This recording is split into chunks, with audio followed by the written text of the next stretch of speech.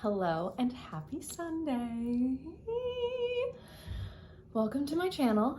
If you are new here, thank you so much for being here. I'm not exactly sure how you found this video, whether that be through me inviting you to this video directly through social media, or if you just stumbled upon it in the ether because the algorithm believes that you would enjoy it. I'm glad you're here, and I hope that you'll stay and learn a few things about yourself, about me, about the world, and open your mind in a new way, because that's what I'm all about. Today I did have an intention for this video, and I am drinking Starbucks today. I know people have mixed feelings about Starbucks, that we should be boycotting them and stuff. And while I do believe that boycotts actually are probably the most effective way to make change, I don't get Starbucks enough. It's kind of like a treat to me. It's not like an everyday thing, and they're still in business, and I still love peppermint hot chocolate, so do what you want with that information. Okay, so today's video was actually inspired by this past week. So it's kind of like a weekly recap. Do you guys see this cowlick? Isn't that so crazy? My cowlicks are crazy. This cowlick really wants to be its own thing. I used to try to cover it when I was little. I was like, what the heck? So I could part my hair on this side and have a cowlick, but for some reason it doesn't part that way. It just wants to go like that. So I try to incorporate it as best as I can, but sometimes it just has a mind of its own. Okay, so over the past week, one of the themes that has come up in my writing and around me in life, because we know that when we are feeling things internally, they show up in our external environment, which is so awesome and cool how the universe does that to teach us things and show us things and change things for us. But really, we're doing it. It's quite fascinating. So one of the things that I was just interested in and focused on is this idea of duality. So for example, many people are familiar with the idea of channeling these days, oh, I'm channeling a higher power, I'm channeling Michelangelo. If you're painting and you're oh, I'm channeling Picasso while I do this, or oh, spiritual channelers will be oh, I'm channeling Archangel Michael for you, or whatever, and then they'll be oh, hello, I'm Michael.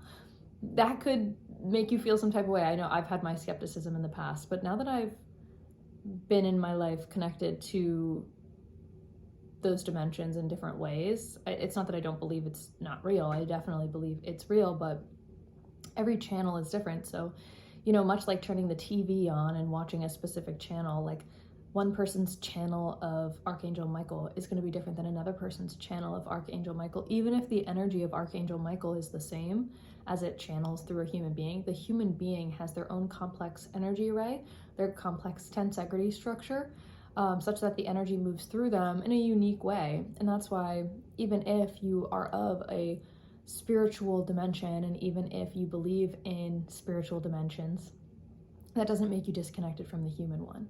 And so I was listening to Teal Swan's newest video / podcast today, and it was talking about how, I'm checking on my cowlick. It was talking about how people use spirituality as a nullification of pain and kind of like a suppressant. And she said, she gave the example of it's kind of like putting Novocaine in a deep wound, just over and over again, putting Novocaine on it. It long-term does not heal any wounds, you know what I'm saying? So me being me, I'm am I like this? Am I nullifying my pain through spirituality? And so I kept an open mind while I was listening to it and listening for signs that it could be me, versus listening to it with a resistant attitude. So that's how I know I'm open-minded, and I love that part of myself. If you're resistant to watching or listening to a piece of media, it's most likely because there's some aspect of you that isn't ready to address that part of yourself. And so when I saw the title, I was I don't really want to watch this. But then I was too curious not to. And I'm glad I listened, because I listened to it on my drive to my training today. I had to do CPR training. I can save a life. I'm not confident that in my abilities, but I would at least be able to, do some CPR and clear. Okay, anyway, regardless. I was driving and listening to it, and the example she gave that was really powerful is if somebody's getting sexually assaulted, you're not going to look them in the face and be like, you chose this. Remember why you're here. Like, remember this is for something greater. Like, if somebody comes and confides in you and says, I am in deep pain and deep suffering from this horrible thing that had happened to me, if you look them in the face and you say spiritually, this is how it needed to happen, they're probably going to be very upset with you. And I've had experiences in my past where some version of that has happened, and I've been the person that has said those things. It was not a proud moment for me, and I'm glad that I went through it. I didn't have the human awareness. Like, I was so dissatisfied with my own human life, and I was so over my life. Like, I was just so done with being a human being. I was so done with... Is my microphone on? Yeah, okay. Me just getting random thoughts. I was so over it. Like, I was ready for change. I was ready to invite new things into my life, and I was ready to throw all caution to the wind. I didn't want any ties to my human life, right? Like, I was in graduate school. My mom was recovering from brain surgery. I was meeting all these new people and like looking at new places for love. And I was like cultivating a new aspect of my life that is beautiful. It's grateful. Like, I met so many amazing people and started so many amazing projects in that moment, these few moments, this months or so. But I also know that when people have pain and suffering, including myself, I was meeting it with this sense of like, immediately going into this, like, what does this pain and suffering mean? And let's just focus on that. And there is some truth to that. There's truth to everything, which is the funny part.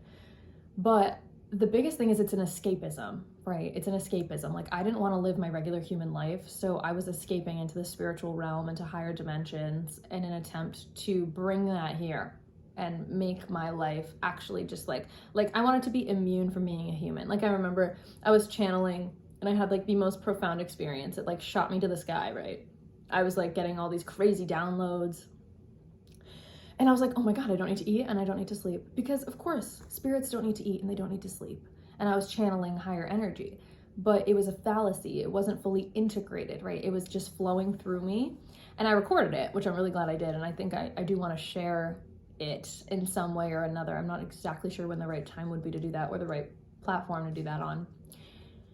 But it was like an intense download, and I just wanted to keep going higher and higher and higher and higher. I didn't want to stay grounded in my body and in my humanness because I thought humans were inferior to these higher order beings that I have the capacity to connect with and be. I was like, why would I be a human when I could be a higher order being? And it's like, girl, you wouldn't be here if you don't want to be human. And so when we escape into the spirituality of it all, we're kind of like taking ourselves out of our bodies, and we're not embracing our humanness. And the only reason why one might do that is if you don't think being human is fun. And I didn't think being human was fun. I was like, being human sucks. I was like, all this human shit that I've done did not like bring me joy. I was like, I am in a miserable space looking around me. I was like, I don't love where I'm at. And learning that I could shape my own reality and change things for myself, I immediately got to work in doing that, but in the image of I'm going to be a spiritual being versus I'm going to be a human, right? And the paradox that I've found challenging is that both are true. We are spiritual beings and we are humans. And surely there's a word that combines both of those that I don't know yet. But it's just like, you know, I've talked in the past about like nesting dolls, right? So it's like, I'm a human in this dimension, and then on this dimension I'm more complex, this dimension I'm more complex, and just it goes on ad infinitum and ad infinity and beyond. So there's never a time where you're not human, and there's never a time where you're not spiritual unless you're closing yourself off to either of those energies. And there was a time in which I was closing off myself to being human. And I said, I don't want to do this. I just want to be spiritual. What happens is when a spiritual energy is meeting a purely spiritual attempt, right, is meeting a human being in their humanness. And if you have a very pained? I don't know. If you have a human being that's feeling really deep emotions, say they were just sexually assaulted, say just bad things were happening in their lives and people were hurting them and abusing them, and you meet that person with the energy of like, which again could very well be true, right? It could be true that they came here to experience that and it's going to catapult them into the beautiful life that they're going to have, right? That could be true. But in that moment, it is not true for that person. In that moment, they are in, it's like tickling me. In that moment, they are in their humanness. And it is important to meet humanness with humanness, right? And so in my past content, the reason why I've been thinking about this, I don't know, is because of the election and all the pain and suffering going on because of the election, because people are so hurt and astonished and shocked and in pain that Donald Trump was elected our next president, and what it could possibly mean about the future of the country and also the current state of the country and what it means about the people who voted for him. I've in my life just been trying to refrain from making assumptions on all costs, right? You can make judgment. An assumption is really a judgment, but assumptions can sometimes help us take action if we don't have enough information. So for example, it's a really simple example. Say I don't know the weather and I look outside and I see it's sunny, so I assume it's warm and I don't wear a coat. And then I open the door and it's actually freezing. It's just sunny and freezing. Then I would have made an incorrect assumption, but that assumption helped me make the choice to put the coat on or not. You get what I'm saying? So it doesn't necessarily mean that the assumption is correct. It just helps us make choices with lack of information. And sometimes we don't have time to collect all of the information. So if you're in a rush and you have to get out the door quick and you make a snap judgment, snap choice on whether or not to wear a coat, you're going to use the best information you have. And so I know that the sun is warm, so I'm going to not wear a coat and I'm going to be silly, right? Or maybe it's summer, so I assume it's warm, right? So sometimes assumptions serve us well and sometimes assumptions do not serve us well. And sometimes assumptions are correct and sometimes they are not. In like cognitive science, they call these like schemas and heuristics, okay? So I posted some election content and I have not gotten a single piece of pushback. Like nobody's like, Lana, you're a piece of shit for posting this. It's just simply an internal dialogue that I've been having where I say, I hope I'm not coming off as insensitive, right?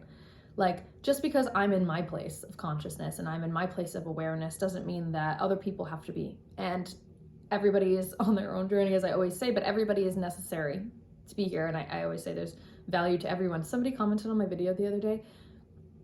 It was such a good question. It was like, okay, if everybody has value, does Hitler have value? And I was like, like what an interesting thought. I would never go there with my mind. And ultimately I landed on, of course, yes, like value doesn't mean good or bad. Value means of significance, of importance. It changes how we see things. And I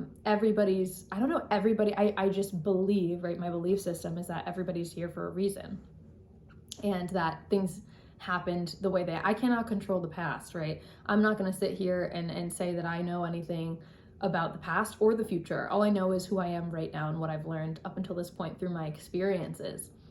And as I've talked about in my previous videos, like getting all caught up in the pendulum swinging emotionality of division that the election kind of rhetoric sows within us only gives power to the people who want to take it from us. So like when we fight in a polarity, whether internal or external, it gives power to somebody else, right? Like if you are hating yourself, you have an internal battle with yourself, you're going to be more susceptible to manipulation. You're going to be more susceptible to negative happenings in your environment because you're going to be more desperate for help, okay? And in the same vein, if the country is so divided and they are not able to come together, then they are going to be exploited by the people who are in power or the entities that are in power. Because I know we don't really want to personify. It's not one person in power. It's just an illusion that one person is in power. So the powers that be that I call them, should I move a little bit? Okay. The powers that be that I call them, they essentially want us to be divided. Okay, so whoever you think the powers that be are, everybody benefits from division. Everybody benefits from division if you're at the top. Because when people come together, they're stronger. We understand this. So, my landlords are so loud when they walk. So, for example, countrywide, if the Democrats and the Republicans are fighting, then we're not going to come together and take down Big Pharma. Okay. And in the same sense, in Big Pharma, if people are fighting about whether medication or holistic healing remedies are better, then neither are going to go out of business. Okay. So there is some level of protection when you have a duality for the powers at be. And that's what it's not that I'm fighting against that. Like duality is important because it gives us information, right? So contrasting viewpoints give us information. And I was just talking to a coworker today. I love her very much. She's so precious and just has like the most beautiful ideas. And she was saying people are in their own reality, right? Like people are in their own world, and then you're in your own world. So if you voted for Trump, maybe you have an idea of America, and then if you voted for Kamala Harris, there might be your view of America. And some may have judgment about whether those views are better or worse than the other based on how much suffering they think it's going to provide. I like to believe that the majority of people want good things, and they are voting based on wanting their lives to improve.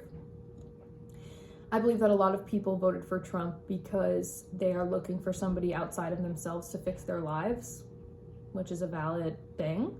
Like, a lot of people voted for him because they're like, he's gonna fix this. He's gonna fix this for me, and he's gonna fix this for you. And like, no one man is gonna fix anything for anyone, really. Like, it has to be a collective effort no matter what it is. And so they're like, okay, the MAGA movement is gonna fix things. Okay. Even still, if you are dissatisfied with your life, that is your problem and your problem alone. It's a journey that every individual has to take. My landlines are making so much. I'm sorry, I keep like kind of jumping around with like external focuses and stuff, but it's just hard to focus when there's a lot of commotion upstairs. And normally during my lunch breaks, there's nobody home. So what am I saying really is like, I don't know anybody else. I don't know anybody else's motives of why they voted for Trump or why they voted for Kamala. I don't know unless I ask them and I talk to them. And the likeliness of Kamala voters talking to Trump voters are very slim, unless you go into a focus group and you're forced to talk. But I know at the end of the day, we're all human, right? In some regard. We have human parts, human aspects that we can all appeal to. And so I always appeal to people's humanity. So a lot of Trump supporters that I'm aware of love their family, are so nice to like neighbors and friends. Like, a lot of them are people who would like drop things at a moment's notice to help you with something, especially something labor intensive. Because I'm making a stereotype here that a lot of Trump supporters are laborers, a lot of Trump supporters are blue collar workers. Blue collar? I think it's blue collar. But at the end of the day, like those are people that you call for help. You know, a lot of first responders, a lot of firefighters, a lot of like, I don't know the demographics. I'm making assumptions. So don't quote me on this, but this is just my idea of the world. And at the end of the day, like, if you care about your family so much, and you care about family values so much, and you care about like being a good person so much, that tells me that there's some amount of like space within your body that says that you're a good person. So it's more so about activating that circuitry for everybody. And even so, like Kamala Harris voters, they're typically doted as by the Trump supporters as being like justice warriors, people who like are like elitist academic people, or, you know, weird liberals who, you know, are about the alphabet mafia, that type of stuff. And it's like, it's just a different worldview. But ultimately, all of these things come together, and we're all just human. And I know that's such an oversimplification, but I'm emphasizing this because it's like, there is a part of me that says this election has to happen this way. This is what we needed. And why do we need it? Because it's here. We don't, this is just like a principle of my life. I don't get anything that I don't need. You can't always get what you want, but when you try sometimes, you might find you get what you need, right? My mom used to say this to me all the time. And it's true. No matter how much manifesting you may do, if you want something, but you need to learn something first in order to get it, you're going to get what you need and not what you want. And so while I do believe that on the other side of suffering, on the other side of pain, there is great joy and even better happiness and contentment. Because if you are experiencing trauma or a low point in your life, it opens the door and allows you to experience higher highs. If you experience lower lows, like, it's just the facts of life, facts of energy. Like, matter cannot be created nor destroyed. Energy is going to flow and oscillate. So if you feel really, really bad, it's inevitable that you will eventually feel really, really good. It's just a matter of when, right? Or if you allow yourself to feel good. So for me, after a very, very low point in my life, or after a very, very high point in my life, I experienced a very, very low point very quickly because I was moving quite fast. Now, and then I had a low point, and now I'm moving into a high point, and I decided I want to go slower this time so I don't shock my system. But highs and lows are inevitable. So what I see in the collective is a low point, right? Like, in the sense that people are greatly unhappy, greatly stressed, the majority of people. Not the majority, but like, even people who voted for Trump, right, and are happy about the election are unhappy with the state of America right now. And people who are happy with the state of America right now are still excited about change in the future and also super unhappy about the election. So what I'm saying is that everybody in one way or another is unhappy and stressed. In some way, if you're engaged in politics and you are actively talking about the election, you are unhappy in one way or another. Either you are celebrating the outcome of the election and mourning the state of the country right now, or you are okay with the state of the country right now and mourning the outcome of the election. But what it's showing us is that we are collectively extremely unhappy, right? And it's like, what do you do when you find out that you're extremely unhappy? Do you allow yourself to be happy again? Do you have hope? And like, sometimes it takes somebody to inject hope within you, and, or I should say activate it, right? Like, there is of course a part of everybody that wants good things and wants people to be happy. Like, I don't believe that there's any human being that doesn't have the capacity for happiness or joy. Like, we're meant to be joyful. Like, we do our best work as humans when we're joyful and we're creative and we're flowing, we're having a good time. So to me, if that's not happening, that means that we're in like a block, we're hitting a block. And I think as a country, we hit a block, and the block is like this election. In 2016, things changed. Like, politics was never going to be the same after 2016 came through, because people were in shock that somebody like that could become president, but he did. So that changed the state of politics. And then people tried, the pendulum swung, right? So this is 2016, oh my God, shock. And then 2020, they were like, no, I want to go back to normal. Like, what is this?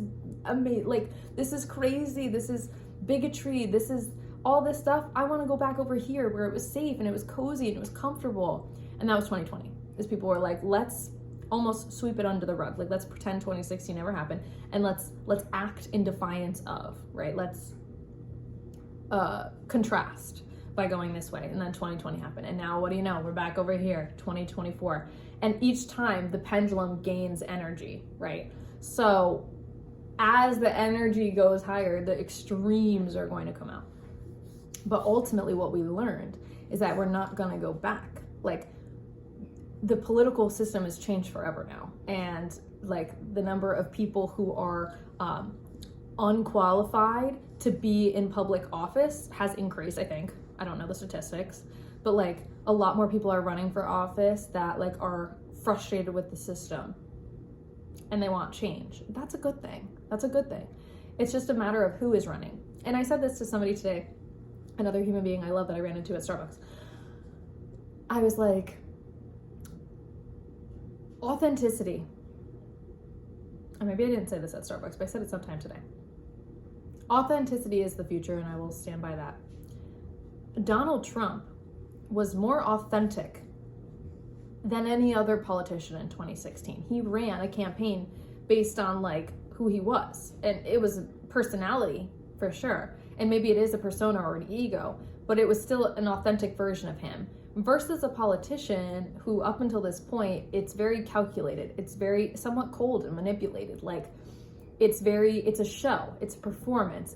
They're going up on stage and they are being a idol for the American people, so they feel calm, so they feel relaxed. Like, you know, in all the movies where it's like there's like a tragic event happening and people need to be calm. It's like, okay, well, we need to get on stage and show them. Let's show them that we're okay. Show them hope. Show them, like, I'm thinking of the Hunger Games when they had that scene where it was like, let's show them violence and then we'll cut to the wedding, and we'll show violence and then cut to the wedding, and like the symbols of hope and the evidence of hope and what that does. So that's how our government has been run, is like stick somebody who is really well spoken and relaxed in times of chaos in leadership to show us that we don't have to panic. That's not a bad thing, that's a great thing. However, what people are realizing now is like, that's a bunch of buffoonery, it's not real, right? And that's a good thing, again, to realize that people weren't being authentic, people weren't being real. So then the person who gets elected is more real, one could say, than other politicians. That's why he got elected. Oh, he just says it like it is. He just says it like it is, right? It's different, it's a change. And people liked that. Even people who were historically democratic liked that. And then, you know, obviously this real authentic person isn't very nice in a lot of ways. And so that's not great. If you're a nice person and you love other people, sometimes an egotistical maniac, even an authentic egotistical maniac, isn't great.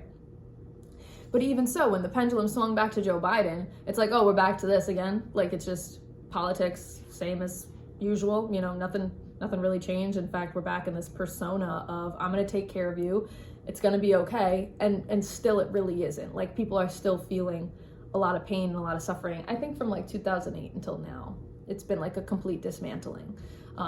People kind of go back to coronavirus, but it's before then. You know, I wasn't really old enough to know, but I know that it affected a lot of people and their psyches, right?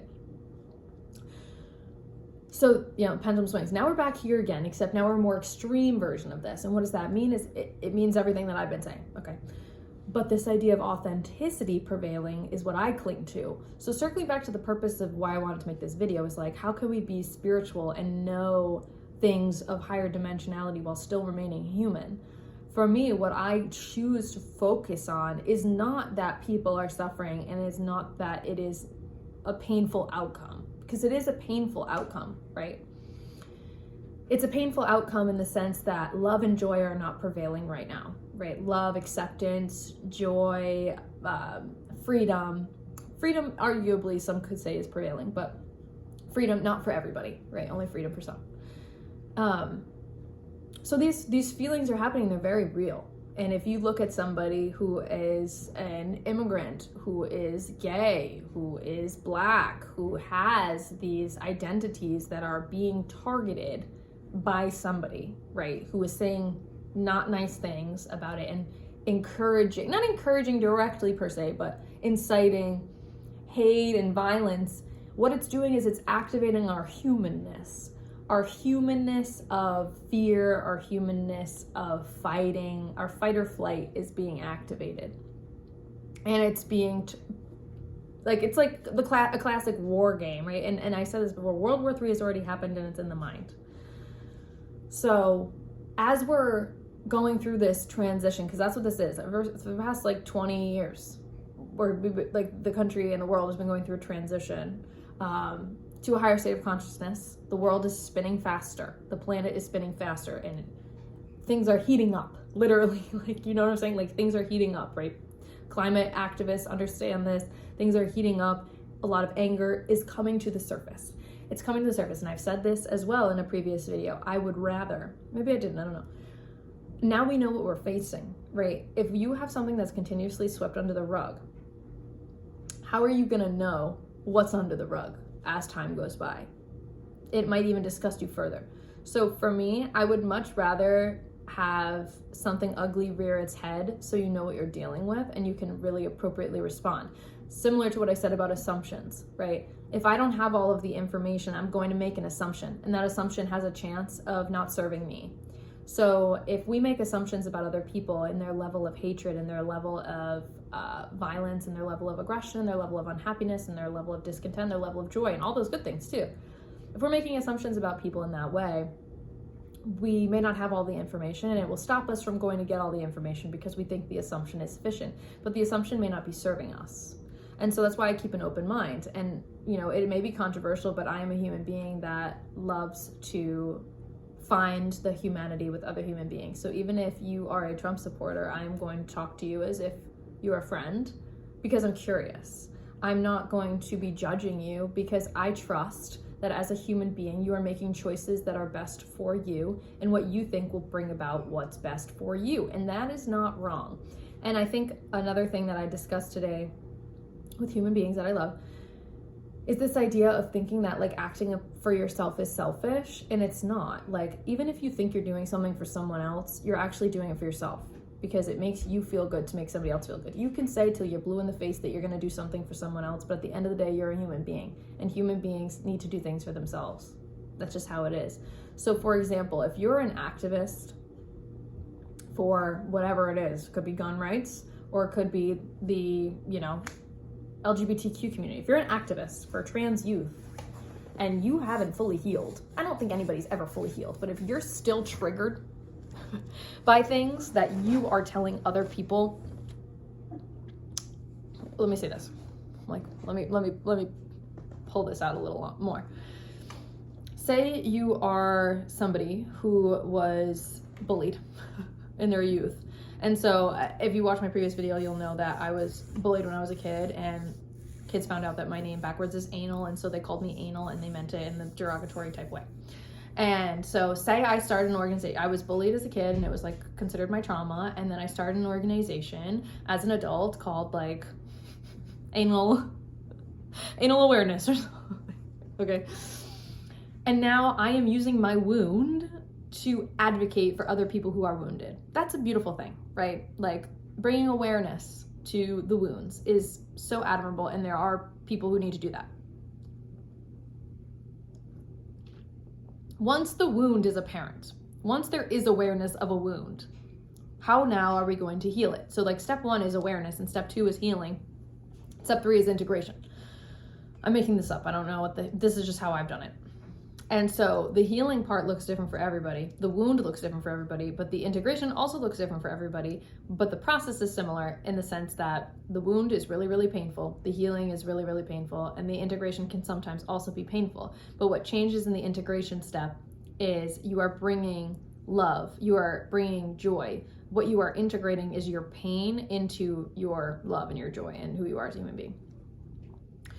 So if you are an advocate for other people, but you haven't fully healed that particular wound, you don't have to be fully healed as a human being, but if you are basing your life's mission on an unhealed wound, it is likely that there will be strong feelings that are evoked, triggers that are evoked when questioned.